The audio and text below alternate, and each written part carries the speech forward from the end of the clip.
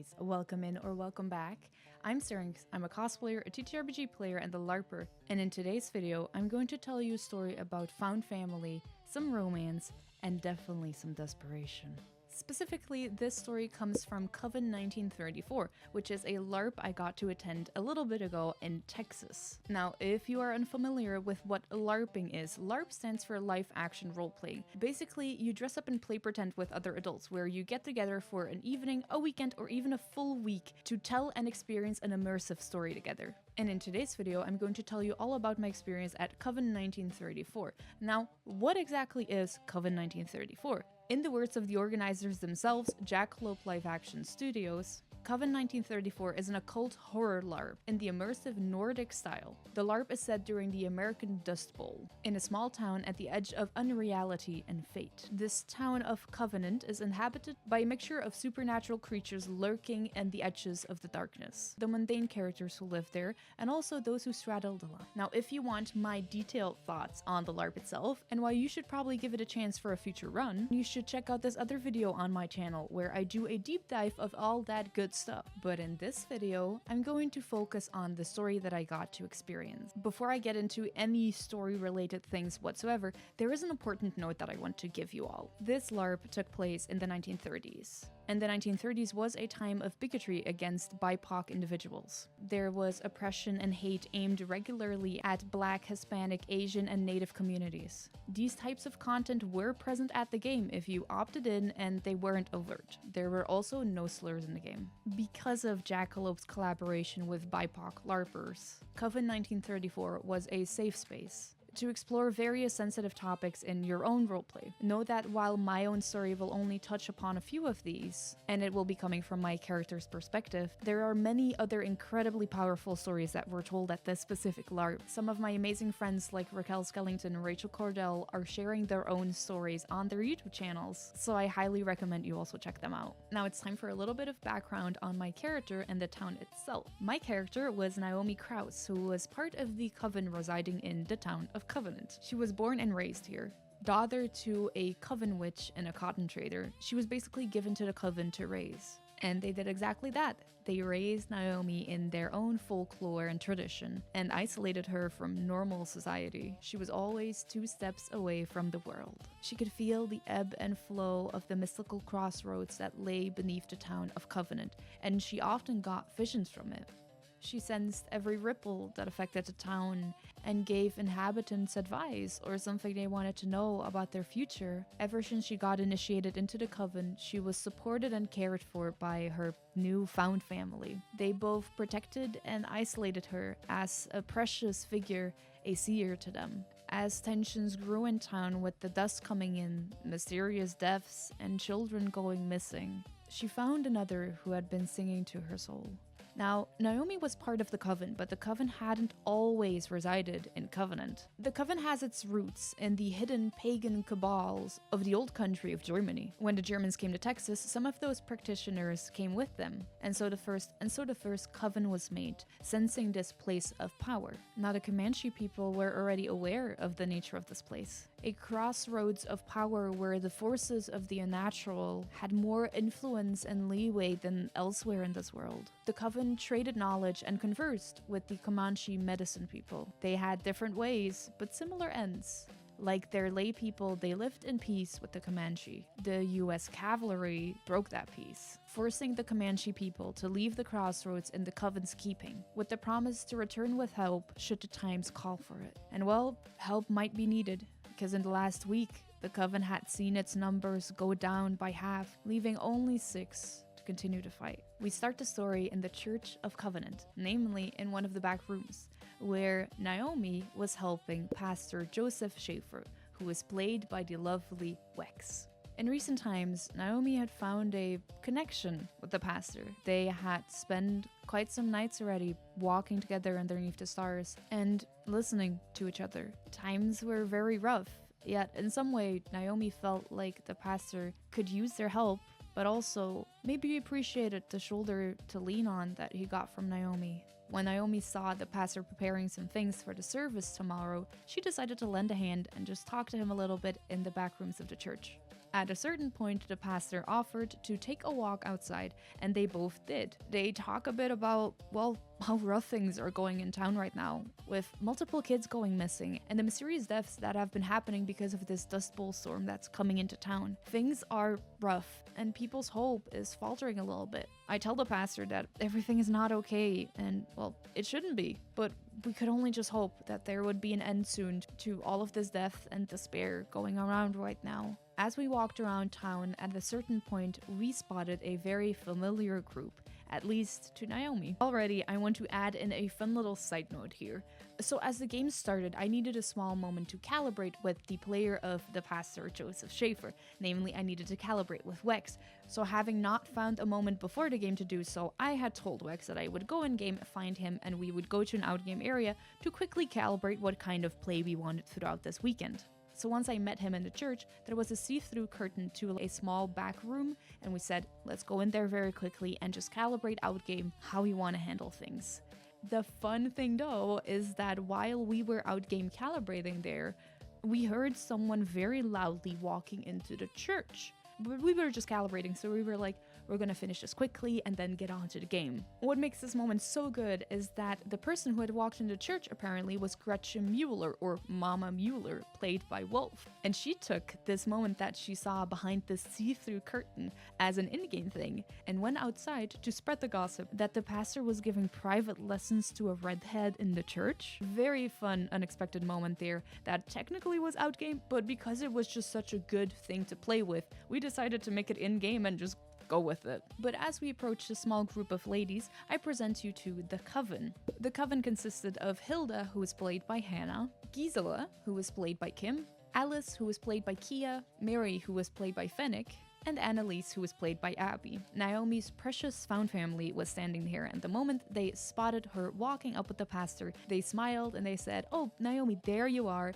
Thank you so much, Pastor, for taking care of her and looking after her, but we'll take her from here." They all but ripped Naomi away from him and walked away. Mary starts getting very frustrated with me, explaining why it was bad that people saw the pastor and me walking around alone together, and that it was dangerous for rumors to spread and for attention to come upon Naomi, but then also indirectly upon the Coven. But I kind of just brush it off and say, well, I just enjoy talking to him and we enjoy taking walks and I'm doing nothing wrong with just walking with him and enjoying my time with him, right? While the Coven is together though, I do start talking again about how bad things are feeling right now. The energy coming from the crossroads is off and there's this kind of hunger in the air. I'll tell you, I appreciate everyone keeping up with the way Naomi talked this entire weekend because, well, I did not speak very clearly when I was talking as Naomi. She was with her head always in the cloud, and while the content of her message was valuable and important, the way she worded it, you just sometimes had to dig a little deeper into it. A few of us decide to go sit down in this little pavilion in the middle of town, which essentially was also right on top of the crossroads. And we start having this pretty funny conversation where Alice, youngest member of the Coven, starts talking about how she just went into the Saloon of Lost Dreams and she had a man kiss her hand and it felt nice. I am very much oblivious to anything relating a romantic entanglement, so I started asking questions about how it felt nice and why him specifically. So we start getting into this little conversation about romance and how if someone courts you right, that a kiss on the hand would feel nice, and if that felt nice, you could ask someone to kiss you in other places and it would also feel nice.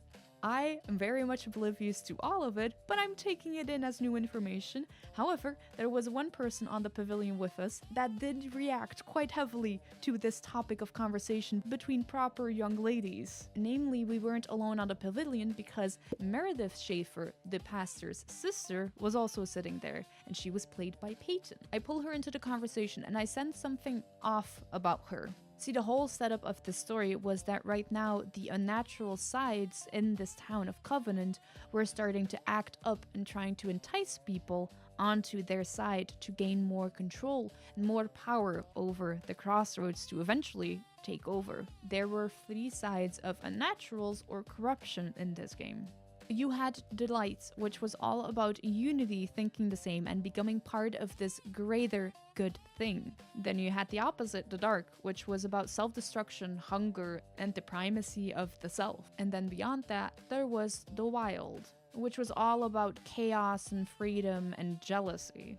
So these three sides had always existed in Covenant, but the whole point of the Crossroads and the Coven protecting the Crossroads was to keep this sort of balance between all three sides, allowing them access to the world because they had always been there and would always be there, but keep this kind of balanced control so that none of them gained the upper hand. But now, for some reason, with the Dust Bowl coming in, these unnatural beings were acting up and showing their true colors. And the way they were doing that was by slowly starting to corrupt the inhabitants of the town. So I sensed something off about Meredith, and I went to just look at her a little bit closer, look at the mystical energy around her and to her soul. And I saw a hunger there. I saw a selfishness there, and it worried me. So I started trying to talk to her, understand her a little bit better, and ask her if she's feeling hungry, but also telling her that it's okay to be hungry, she's not alone, but everything just needs to be in balance. This leads into a very fun and beautiful scene, and she starts telling me the story about when the pastor and her were young.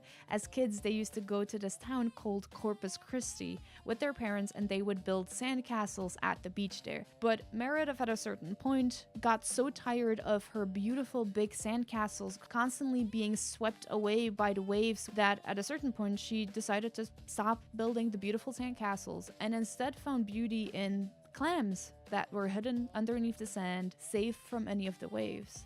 It was a fun story to hear, but also it has some significance later on in our story. For now, we leave that conversation there with something to think about and already a little bit of an inkling that something was happening in this town. At this point, Hilda gathers the Coven and says that it's time for our private Bible study group. This is just a funny word we use when other people were around to say that we wanted to have a Coven meeting. So we walk away to Hilda's house and we have a protection ritual. We know things are bad in town right now and we want to be together as a family and protect each other from whatever is going to happen.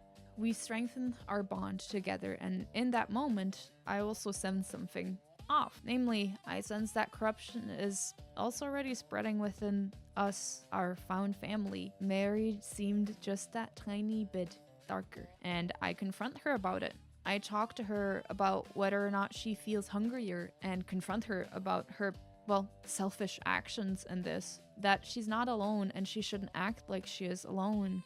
But honestly, I'm starting to feel alone because everyone is off doing their own things and they don't really care to include me in any of it. Sure, I've been isolated from normal society for so long, but I just yearn to be connected with my found family, and recently I've been feeling just so more and more alone. Mary takes my hand and shows me the bracelet she's wearing. She tells me not to worry, and as long as she's wearing this bracelet, we're still a family. I let out a sigh, and I just say that I want to find balance again for this town, and we can't lose ourselves. With that, we leave and head towards the center of the town again, where apparently Alice had called in the help of the Comanche people, and they were sitting at the pavilion waiting for us, so we as an entire coven joined them. Among the 3 Comanche people present, 2 of them will also have a significant role to play in the story I am telling you right now, which is Paraibo, the elder, played by Logan, and Rocco, the apprentice, played by Raquel. We sit on the crossroads, and they basically tell us that they are sensing stuff is going really bad here right now, and they're willing to help, but we need to work together on this because whatever is coming, we can't handle it alone. Hilda, our coven leader, is a little bit hesitant because she very much wants to protect all of us herself, and she thinks that, she can, but the rest of us see no problem in working together with the Comanche people, so we kind of push Hilda to accept their help and say, yes, please, we would love your help, and we would love to work together to bring back balance and control to this town and whatever is happening right now on the unnatural side. I leave Hilda to work out the details with the Comanche people, and I'm approached by another local, namely Cynthia Maxwell, played by Claire. See, only very recently, her son Ernest had gone missing. And there were these stories going around about how he stole a horse and rode off into the forest with a girl on there. Cynthia is pretty distraught at all of this, and she says that, well, it doesn't sound like her boy, he would never do that, but she also just doesn't know what happened to him, and she wished that she knew more. And I tell her I could try and help you get some answers. She accepts and she asks, would you do that for me? And I said, sure, yeah, I just want to help. We sit down at the table and I start asking her to describe her son to me. It's this lovely scene where she describes certain details about him, how his teeth are a little bit crooked and how he had a bad leg. I take out a little bag of stones and I ask her to hold them, while both of us dip our fingers into salt and we put it on our tongue at the same time, the salt taste filling our mouths and swallowing as it goes down into our bodies. We're connected in a moment. And as she holds these stones, my hand covering hers, I listen to the crossroads, and I listen and see if there is a future left for Cynthia with her son in it. I get the sense that there is no future with her son in it, and that something big feels satisfied like it has eaten. I tell her that he wasn't riding a horse because his bad leg didn't allow him to ever learn how to ride a horse, but he was running out of town into the forest. It was dark. He didn't know where to go. The trees all just surrounded him, and he heard this growling behind him. His bad leg didn't let him run fast enough until at a certain point he stumbled. Something big and clawed, grabbing onto his leg and pulling him away, and slowly beginning to devour him as he only could call out for his mama. She broke down in front of me, bawling her eyes out at the fact that her son was dead. I comfort her in that moment, and I tell her that the sadness she's feeling right now, she should channel it into anger towards whatever did this to her son. And that, most importantly, she shouldn't lose herself. Because I know the way I see her in front of me right now, she's more susceptible to corruption and influence than ever before. So I leave her with that warning. At this point, Hilda gathers the Coven once more, but this time there's a guest with us, namely James Mullins, who is played by Sam. James was one of the sons of a previous Coven member of ours who had recently died. Hilda asks us to engage in this ritual to basically show James the way the world really worked and what was underneath the earth here in Covenant. Give him a taste of the mystical energies that were around for someone, well, who had never experienced any of that side of the world before. We stand in Hilda's house once more, in a circle, holding hands and calling to the earth. And the moment I want to touch upon with you is that at a certain point the ritual ends, and James is very distraught by all of this. He doesn't know what to make of it because literally his view of reality was just massively changed. As everyone disconnects their hands, I am left standing next to James, and I keep holding onto his hand. At a certain point, he becomes aware enough to notice, and he just gives me this confused look as he looks down at our hands. And I ask him, do you want to disconnect our hands? He doesn't know what to make of this, and he's like, yeah, sure. But then I follow up with a question, which was prompted by an earlier conversation, if you might recall. I ask him, do you want to kiss my hand? He is so confused by all of this, but the sweet boy doesn't know what to do, so he just says, sure, and he hesitantly lifts my hand up, gives it a kiss, to which I just say thanks, and leave it at that. The hours of the day pass on a little bit more as corruption starts slowly spreading in this town. But there's one thing on my mind. It's that, well, I think the pastor is very concerned about his sister, and he actually has a right to. I sensed that hunger in her and I want to help, but most importantly, I want him to know that I'm willing to help and I know something is off about his sister. So with that little thought gnawing at my brain, I seek the pastor out and I ask him if he wants to get some dinner together. He happily accepts and we walk off alone. I start talking to him about his sister and how I know that there is something going on with her, and that's probably what has been weighing on him, but he can trust me and he can lean on me and know that I will help his sister deal with this hunger or whatever else needs to be dealt with, because that's what I would do for him, and I want him to know that she needs help and I know that he will give it to her. But maybe with everything mystical going on, I might just be more fit to help out than he knows. The conversation, however, takes a bit of a turn when he starts talking about how there have been rumors going around town and asks me if I think he has ever been ungentlemanly towards me. I tell him not that I can think of, and I wouldn't even know what ungentlemanly behavior would be. But he says that apparently the town has been gossiping a little bit, and it actually makes him a little bit concerned about my reputation, because he says, well, I've enjoyed all the time we've spent together so far, but I don't want people gossiping about you. So if it does anything to fight the gossip, I would like to ask you if I could court you. I'd love to properly court you, and possibly, if you'd be inclined to, I'd love to propose to you, even if that's something that you would want. There is this warm, nice feeling in me as he tells me all of this, because, well, I've enjoyed being with him a lot as well, and while I may not know all the details about someone proposing and getting married and all of that, it's all very new to me. I just tell him that, yeah, I'd think about it, but I also very much enjoyed spending time with him, and I would love to spend way more time with them in the future as well. With that thought, though, it dawns on me that maybe it's time he learns a little bit about how this world truly works and the things that are going on in Covenant. I start explaining the forces behind the world to him in my very own unique way. I start talking to him about this hunger, the light, the wild. I start talking about the corruption that's happening in this town at this very moment, and that the hunger his sister is feeling is the very hunger that this entire town is feeling right now and could collapse to if we don't try and keep balance. I also tell him that while I expect this all to be a little bit difficult to comprehend, I can see and hear things that other people can't, and I want to prove it to him. I want him to know that I'm being purely honest in all of this. I tell him, ask me something I wouldn't know. Ask me something you haven't told me. And he takes both of my hands, clasped together, as he asks, what is the significance of the town of Corpus Christi to me? Outgame, I truly felt like a seer in that moment, because I had just had the story told to me by his sister, and now I could just apply it here. So I start talking to him about the sandcastles and how he and his sister went there, built them, and he always tried to stop the waves from hitting her sandcastles, but they always did regardless until she just gave up, and he felt a little powerless as a kid there, wanting his sister to keep building those beautiful sandcastles, but not being able to stop the waves from coming in.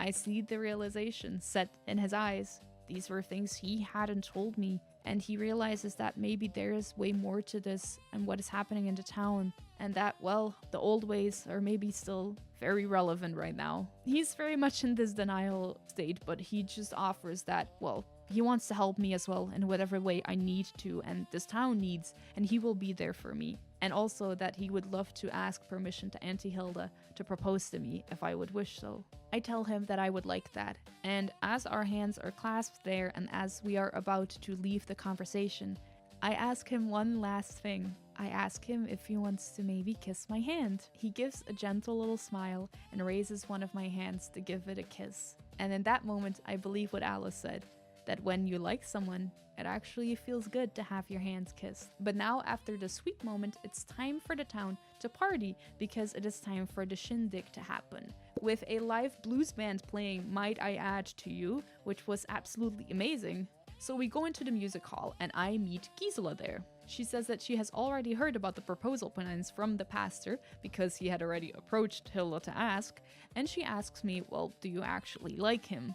We have this fun little moment here where I am glancing towards the other side of the room now and then in our conversation towards the pastor, and she says, do you want to dance with him? I kind of kick my feet and I tell her, well, if he wants to dance with me, he will surely come and ask. And she gives this delightful smile as she leaves our conversation and walks up to him. Only a few moments later, their conversation ends and the pastor approaches me. He reaches out a hand and he says, I know people will talk, but people will talk regardlessly. So do you want to dance with me? I gleefully accept.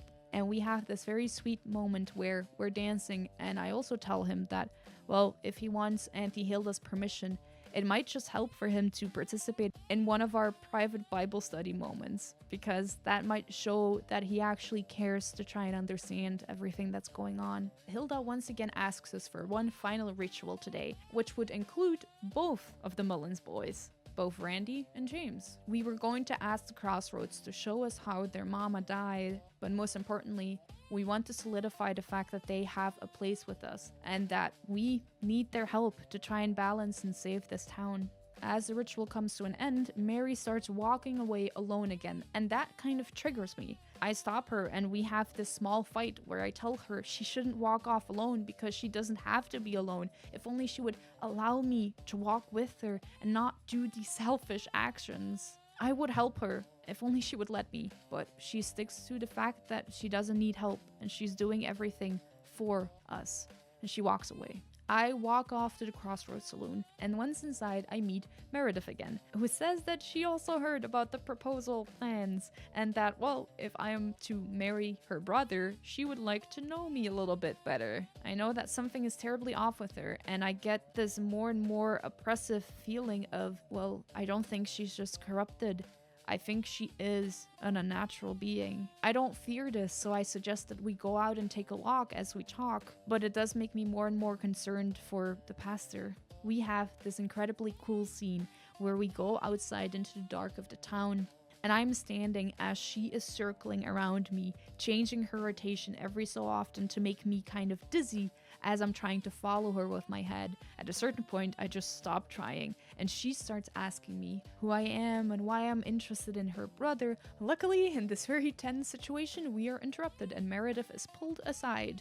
And it only takes a few more moments for Cynthia Maxwell to find me. She seems quite distressed as she tells me that, well, I had warned her about not losing herself, but she fears that she actually is, and she's feeling this kind of feelings that aren't her own, this impulse that she doesn't recognize that feels different from who she used to be. I look at her, truly look a little deeper into her soul, and I see that she indeed has been influenced. There is wild corruption seeping into her soul, and she asks me once again if I can help. Having already proven that I am, I say, of course, I will help her. We sit down and I tell her this is not going to be pleasant because, well, I can pull the corruption from inside of her, take it into myself, and leave it there for now. This does mean that I myself get corrupted, but in time, surely I would have ways to get rid of it, especially if it meant helping someone else. We sit down and I tell her to imagine the snake inside of her, coming up from her belly into her throat, making it a little bit hard to breathe, but as it goes out of her mouth, it goes into mine, and I swallow it for her. Fun fact, this is how I liked to describe the wild corruption and how I took it from someone. I made it up myself, and I will say I'm very proud of it. Leaving Cynthia with another urge to just make sure that she's safe and that she doesn't let people influence her, that she always remembers who she used to be, and if she feels a little different, she can always still come back to me and I will always help her. I leave and go back to the Crossroads Saloon, where I find the deputy sheriff, looking quite distraught. So I go up to him and I ask him, is everything alright? To which he luckily responds, no, I don't think it is, Naomi. I tell him, good, everything isn't alright, but why is it not for you? He starts explaining how there are all of these things happening in town that just don't make sense to him, but he feels like something big is going on, he just can't see it, and then continues with the question, wait, aren't you some kind of clairvoyant? I tell him that he isn't far off from the truth, that there are a lot of things happening right now that he can't see, but yeah, I do see and hear things that other people might not, and I want to help and explain it to him so that he doesn't feel as alone in all of this. He seems to want to fight for this town, so I want to help him. In that moment, he decides to make me a deputy, and he says that temporarily I have the position of deputy for him and that any help I can give him is very much appreciated. You're looking at Deputy Naomi now. I see him go off to have a conversation with the judge of the town, and my first act in this position is to wait until he finishes the conversation to then walk up to him and say, hey, this is my first piece of advice. The person you just talked to, they're a light unnatural. You can't trust them. They want everyone to think and feel the same, and if it were up to them, all would be one. So be careful when you're talking to him in the future. Bye now. We go forward a few hours into the night, as things get more and more strange and unusual. I will mention that at this point, night had fallen, and that meant that the unnatural creatures came out of their shell a little bit more, and tried to influence just a little bit more obvious than before. Some of them also started to appear slightly different. Maybe they had fangs where they first didn't, slight horns or facial markings where you swear they didn't have that before, but you're sure you're just imagining things. We have a big ritual that is happening that is led by Hilda and the Comanche people, and a lot more people in town are involved this time. It's with all of those who are open-minded for everything that is going on right now, and for those willing to fight for this town. We have a big group of people all gather, around 20 of them, with the intent to perform some kind of ritual and ask the Crossroads to give a boy his memories back, someone who had a multiple day gap in their memory. I asked the pastor to join me because, well, this is the perfect first time for him to actually face that reality is a little bit different than he imagines it to be. So he participates in this ritual with me, and I hold his hand, guiding him through it. And as Hilda describes what we see, at a certain point she describes this home, warm and inviting, and we feel safe in that moment. And that just leads me to squeeze the pastor's hand a little bit. The thought of being able to build this warm and inviting home with him seeming very appealing in that moment. The ritual concludes with the boy actually getting back his memories, for better or for worse, because they're not nice ones. But the Coven moves on and goes into the music hall together, where Hilda actually finds out that Mary is darkness corrupted. Hilda also has the ability to take corruption out of someone and into herself, and she forcefully does so with Mary when she finds out how corrupted she is, pulling that darkness out of her and into herself, and in this rage saying that there is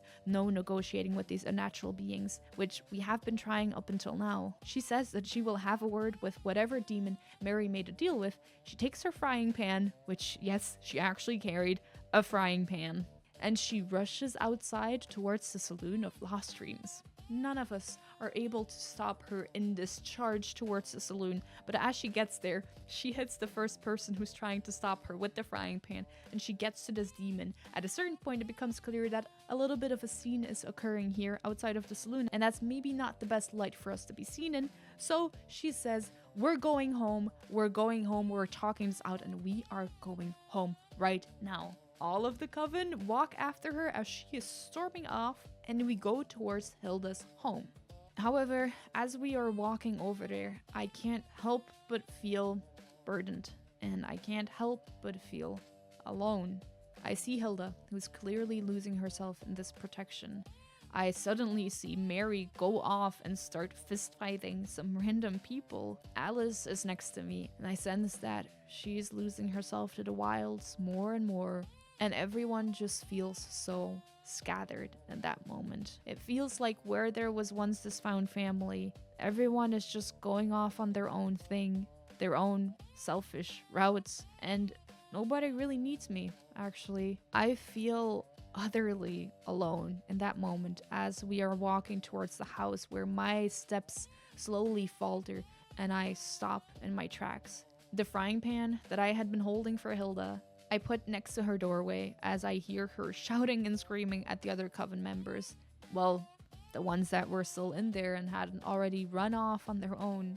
And I turn on my heels and I leave. In this lonesome moment, there is only one thing I can think about. I want to find the pastor. Maybe if my found family was crumbling and I felt so alone, he could possibly be my anchor in this time of need. As I walk back into town, I round the corner of the church and I go stand in its doorways and see a scene happening inside. I see the pastor and Meredith sitting on the ground, crouched in front of each other, their heads pushed together, as clearly Meredith is struggling with whatever is going on inside of her right now. She's screaming, and the pastor is trying to comfort her, be there physically close to her to try and get her through this. Where I would usually run in and try and help him because, well, that's what I said I would do. In this moment, with these feelings going on inside of me, the complete opposite happens. I see this scene in front of me happen, and I know in that moment that he also doesn't need me, but all of his attention deserves to go towards his sister. I don't need to be there, and I'm left with no anchors, starting to float away as I feel utterly alone and step away from the church. Last sight I see is Mary going into the doors of the church as well, possibly going to help out, who knows, but I can't at that moment, as I feel like I am floating away from a shattered family and a dream of a home that won't ever come to be because, well, the town is going to shatter and burn either way. It's all pointless, and it would maybe be better to just float away. That is where the first night ends, and Naomi spends the rest of the night walking barefoot through the forest, trying, desperately asking the crossroads for a sign, anything to mean that she is not alone and this all isn't pointless. But all she gets in that moment is a feeling of the earth beneath her feet and a sense that something is terribly wrong. And in that moment of desperation and isolation, the dust storm rolled into the town of Covenant. But what happened on day 2, the final day, is a story for next time. Stay human and stay safe, lovelies.